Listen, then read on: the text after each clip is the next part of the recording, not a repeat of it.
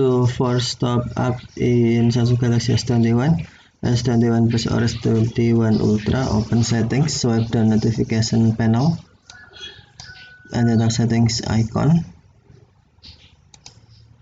Scroll down settings screen, find apps, and then select apps, and then select app you want to force stop. For example, Bixby Voice, and then tap for stop.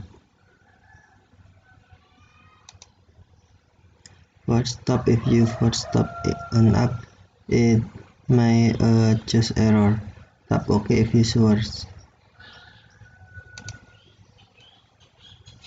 Okay, thank you for watching. Have a nice day.